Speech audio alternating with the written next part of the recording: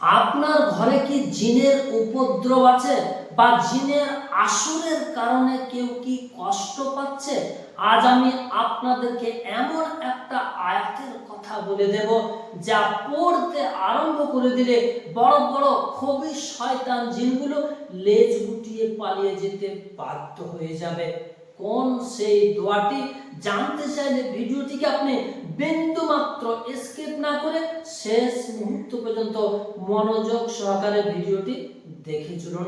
তবে সেই ফাঁকে আপনি যদি আমার চ্যানেলে আজ নতুন এসেছেন, আমার ভিডিও আজ আপনি প্রথম দেখছেন, তাহলে টুক করে চ্যানেলটিকে সাবস্ক্রাইব করে দিন, কেননা এই ধরনের আরো নিত্য নতুন ভিডিও আপনি সবার আগে দেখতে পারবেন।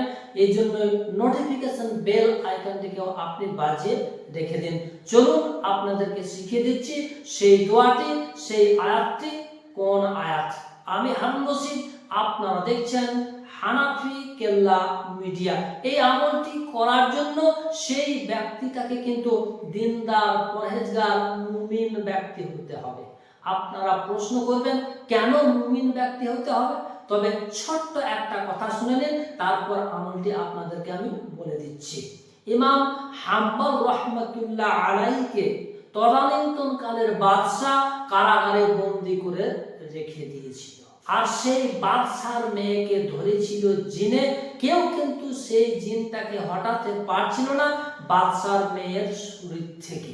একজন সেনাপতি বলল যে একজন ব্যক্তি মাত্র আপনার মেয়ের শরীর থেকে জিনটিকে হটাতে পারবে। বাদশা বলল কোন ব্যক্তি? সেই ব্যক্তি আমাকে চটজলদি তুমি বলো। সেনাপতি বলল আপনি যাকে কারাগারে বন্দী করে রেখেছেন, ইমাম হাম্বল রহমাতুল্লাহ আলাইহি। তিনার কাছে যাওয়া হলে তিনি বললেন আমি এমন মাজুর ব্যক্তি হয়ে গেছি, এমন দুর্বল ব্যক্তি হয়ে গেছি, যাওয়াটা আমার পক্ষে সম্ভব হবে না। তবে আমার এই পায়ের খড়মটি নিয়ে গিয়ে ওই জিনটাকে বলবে তুমি যদি না যাও তাহলে কিন্তু এই পায়ের খড়ম দিয়ে তোমাকে শাস্তি দেওয়া হবে, আমার নাম করে বলবে।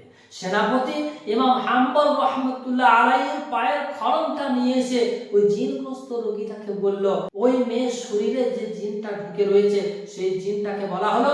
ইমাম হাম্বল রহমাতুল্লাহ আলাইহি বলেছেন তুমি এই রোগীর শরীর থেকে ছেড়ে চলে যাও, আর যদি না যাও তাহলে এই হাম্বল রহমাতুল্লাহ আলাইহির পায়ের খড়ম দিয়ে তোমাকে শাস্তি দেওয়া হবে।